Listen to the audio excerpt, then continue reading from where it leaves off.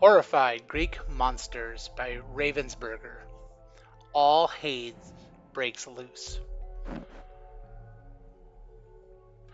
Paradox box has been breached. You must make haste.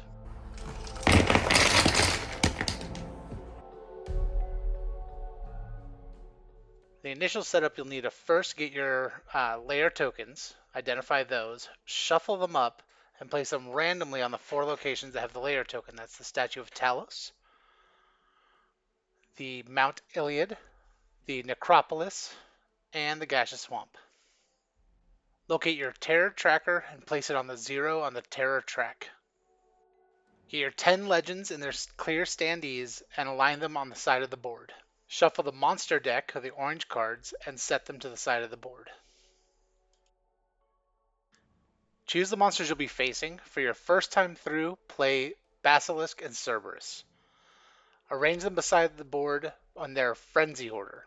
Cerberus has the lower frenzy order, so it will be frenzied first and the first monster you have to defeat. On the back of every monster card is the monster setup steps, so follow the ones for the monsters you are playing with this time. The Basilisk goes in the Gaseous Swamp, and Cerberus goes in the Temple of Hades. Be sure to put any additional pieces, like Cerberus door pieces, on the Cerberus monster card. Face up. The Frenzy token will go on the monster with the lowest Frenzy number. This will become important during the monster cards. It'll indicate which monster actually takes actions. Now pick a character. There are 7 characters to choose from, all with their own special abilities.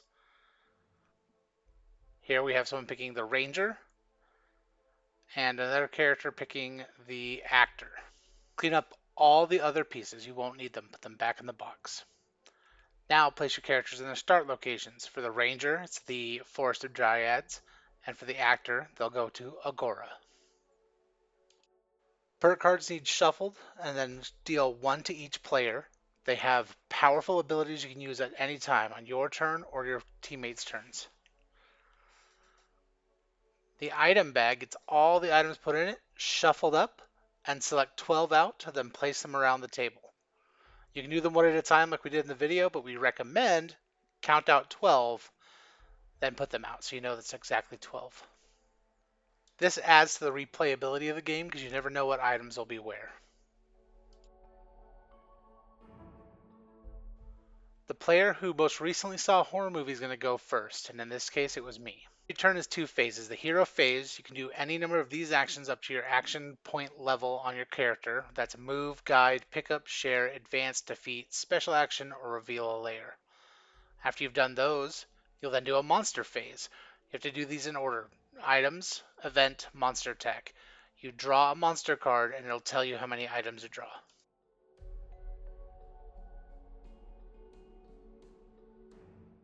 For my turn, I'm going to move 1, collect all the items on the thing for my second action, and then for my third action, move there, and fourth action, move there. That completes my turn. Now for the monster phase, I'm going to draw a monster card from the deck, sort out how many items, what event it is, and if the monsters attack or if they move. So here I'll draw Io, one of the legends. She has me place 3 items, and this is important because the monster may move to where those items are. And then we figure out which monsters attack. So the items get drawn, get placed around the map, which changes the status of the board. Now you resolve the event, which we will get Io, we will put her in the Temple of Zeus, and then we'll move to the monsters moving and attacking based on their tokens. So you see on the bottom of the card there's the Frenzy and then the Wing. 1 movement and 2 attack dice. So we'll see the Frenzy monsters, Cerberus, move him 1, no one to attack. And then the winged one is on the Basilisk, move him 1, no one to attack. As mentioned before, perk cards are very powerful, so you want to find ways to get more of those and use them appropriately. Player 2 is going to move all 4 spaces on their turn, get all the way to the top of the map. Player 2 is going to draw their monster card, and it is an event that has 2 items go out. And then Obsession would move each hero and legend 2 spaces toward the cup monster. This doesn't apply because none of our monsters have that symbol on their monster cards. This is a huge relief for us. It doesn't always work that way. Now, the Fury monster doesn't move, but the blue helmet does. Basilisk has the blue helmet. So the Basilisk is going to move this turn.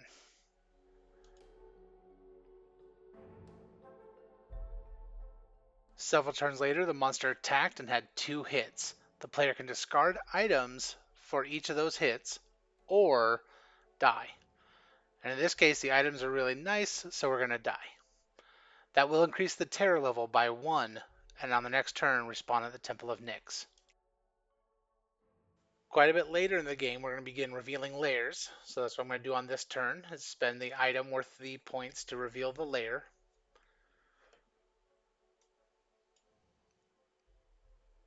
And that happens to be Cerberus' lair, which is very lucky for us, because now I can start spending items to roll and unlock his door. So we're going to do that as my next action is roll to unlock a door at the cost of an item. This helps me advance the plot against Cerberus, and then we can move on to the next action. Knowing that I need more tokens, my other player is going to use their perk card to give me an item, which is super helpful. I will spend that item and then immediately roll against Cerberus again. With this, I come up without the right items, but I can spend an item and re-roll as many dice as I'd like. I only need one, so that is the one I'm going to re-roll this time. And that works out really well for us, so we can unlock one more door. For my fourth action, I'm going to use my special ability on my card where I can discard 2 items and get any 1 item out of the discard pile. This will set me up for later bashing on Cerberus. When is that next player's turn after they've been downed? They just come back to life right there on the Temple of Nyx with all their items and all their actions. Legends on your space will move with you for the same action point as your move, but if you need them to go somewhere else, you can spend an action to guide them there. You want to get them where they want to go so you can get another perk card. This is extremely powerful.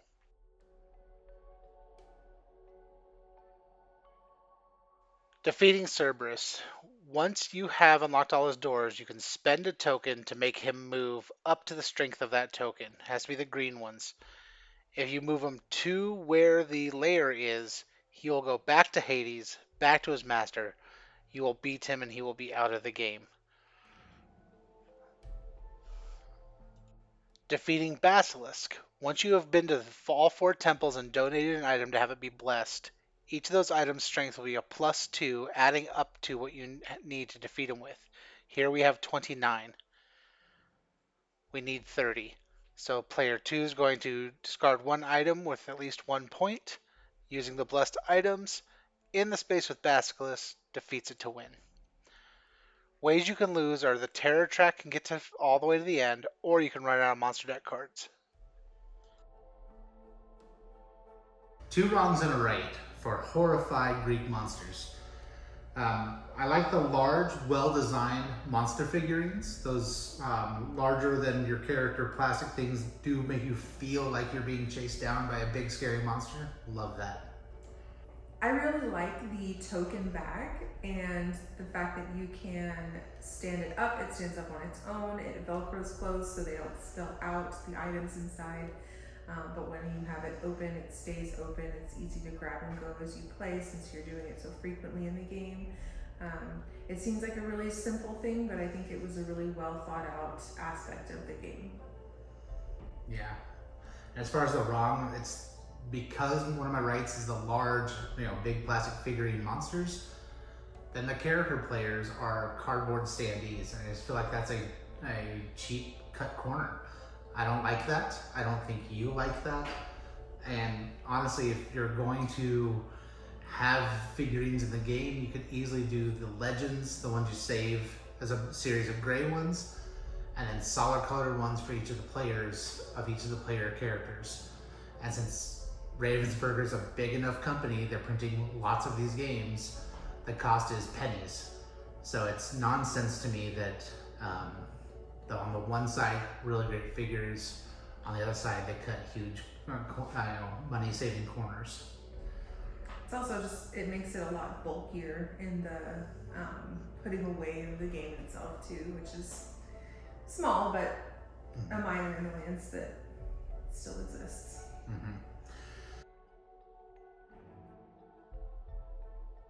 Horrified Greek Monsters hits a lot of good points for me. I'm a Greek nerd. I love all the mythology aspects of it. I have been reading Percy Jackson to my son now that he's turned 10. I thought it was time to get into that. So having a game like this when we're reading Percy Jackson right before we watch the series on Disney is just making my life like the universe speaking to me kind of loop. It helps me pronounce some of the legends' names. So yeah, like Io and Chiron. Hephaestus. Yeah. Having read the books and listened to audiobooks and watched the show, it makes the pronouncing of it a lot easier. And it's just fun. Like I've really loved these stories my whole life growing up as a kid, and now getting to share them with my son is awesome. I really love also, and this is, you know, the nerdy part of me for sure, but the way that the instructions themselves and instructions throughout the game, so not just like how to play instructions, but on each card, each monster card that you are, you know, how are you supposed to defeat this monster, like every single piece of the game is so well worded that it doesn't really leave room for too much interpretation on your own. So there's not like a lot of stop, wait, what do the rules say, what's the exception here, or what's the, you know, what does it mean by what it's saying. I feel like it's really, really well worded so that it leaves very little to question what you're supposed to be doing in certain scenarios. And I think that's a really good touch. It makes the game go just much more smoothly. And I appreciate that a lot. Yeah, and just the way it stores, but having baggies for the characters, there's a little baggie we use just for the dice. All the monster stuff went in a bag, then the bigger player cards for the monsters and the character cards went in a bag. All that goes in. The item tokens are in that really cool item token bag that we mentioned at the top of the video. And it all just lays on, so then the deck of cards gets a thing of baggies on it, so if you shake the box or store it vertically, nothing's coming loose. They're all in bags that came with the game. And I like that a lot. Yeah, and then you mentioned your love of the formula. Oh yeah, so like the gameplay loop per your turn is like, because that formula exists where you can do any of the actions on this side of the card, and once you're done with those things, the move, pick up items, discard, or defeat the monster, because that's like very well thought out, you know what you can do in your turn. And then your second half of your phase is flip the card over, now do these things for the monster. The learning the game, you only need to do that like 1 or 2 rounds, and then you're off to the races. You have a whole hour game of you just do that same thing, and then if something weird pops up, you can kind of rules lawyer a bit. And like Angela mentioned, it is well written in the manual, so you go to the manual, say, okay, what about legends? Yes, the monsters are attracted to them. Also, cool. So they just move on with it. So it's well laid out. The gameplay loop formula is great. And because the way you set it up, it's random every time, it slightly feels like a different game every time.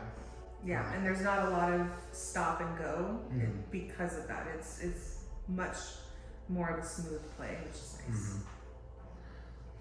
All right, so tell the people about Horrified.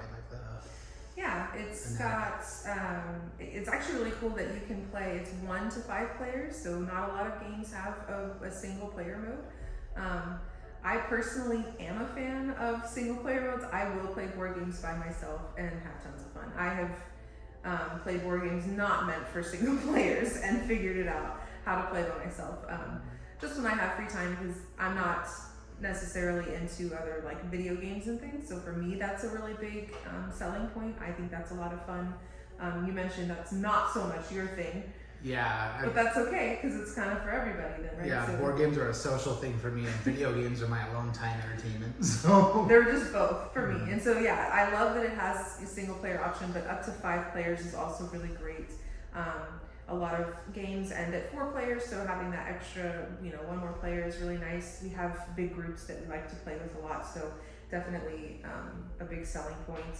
It's also for ages 10 and up. I think that's very accurate. Our 10-year-old, like he mentioned, is into the Percy Jackson series right now. So if we show him this game, I think he will be ecstatic. I think he'll have lots of fun. I don't think it'll be too difficult for him to learn. I think it is right at a 10-year-old's level of capability and older, of course. And yeah, it says it plays about 60 minutes. I'd say that's pretty accurate because we played the beginner version, but we did so while talking it through and learning it and filming and all of that, and that still took about an hour. So even the harder, like playing a harder version, would probably still be about an hour once you've learned the game. I think that's pretty spot on as well. So an hour is about right for the game.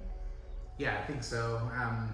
And later versions you can play additional monsters, so make it longer if you're wanting more than an hour. And having the additional players helps with strategy and all kinds of cool perk cards you can use and do. So I think that's pretty accurate. It's printed on the box and accurate. I just noticed there's also a QR code on the back of the box. You can scan and learn how to play. You can do that in the store before you can take it home. If you don't like our video, we've just explained how to play it. They have their own video you can go see right on the box. It's pretty neat. So what's the rating? So now with our Board Game Geek rating. For this game, we actually differed when we first went over it, but we settled on a 7. 7, yeah. So a 7 rating for this, and people are like, oh, that's low. Well, if you think about it like academia, it's a passing grade. It's good, it works, it gets its degree. It's a game that go up on the shelf, live there, and be happy. Why is it at higher? Well, because we have lots of games. And so it has to be a like strata, like some really great games like Splendor. Part of my time playing this tonight, I was like, man, we should just play Splendor again right after. So it might be a problem, but it is a great game. It's also a skin of another game, so it's not really like this is anything different than they've put on the Greek theme on top of the other Horrified game. One of the other things that kind of takes it down to a 7 is the it's like two-sided. It's the art is amazing, but it's so much of it. It's really busy, and it makes it difficult to see the locations you're trying to go to or you're trying to place items on, and it makes it so that you're constantly having to stop and say, wait, where is this location? And everybody's looking for it, and that does kind of take away from the smooth play of the game. And it literally mentions in the rules, hey, take some time before continuing to memorize the map. And we're not big fans of that. I don't want to have to memorize a board game before I start playing. That's not so much fun. So while the art is beautiful and well done, it's too much of it. It's too busy. Yeah, and with that, we would get stuck in one-way cul-de-sacs because we didn't realize it didn't connect there. And in one of the other versions, there was a power where you could go through rivers. They didn't see that anywhere in this game. So it's too busy, and then as you start putting items out, that gets a bit cluttered. We ended up just stacking the items, but then you don't know what's there, so you're just picking them all up. So that's those kinds of things that are just a little flaky. Passes. Game I'd play again, game I've played with my staff, and game I look forward to playing with my 10-year-old, but it's not the best game we've ever played. It's not the worst. Definitely worth owning, worth playing. Probably won't be a top 10, choice of games to play at any given night, but it's still a good one for sure. Yeah, and with that, because it is a reskinned game, if you don't like Greek monsters, check out the Universal Monster ones. That's the Dracula and Frankenstein and all those from Universal Studios. Then there's also the Horrified Monsters, American monsters that'll have the Sasquatch and aliens or something. I haven't seen it, but that's the kind of thing I think I would like. Right, so she might like that version of this game. The gameplay will all be the same. But it relates to our life right now, so that's yeah. So there is, if you like the gameplay loop, check out the other flavors of the game. It's like, if you like ice cream, try chocolate. So that's that.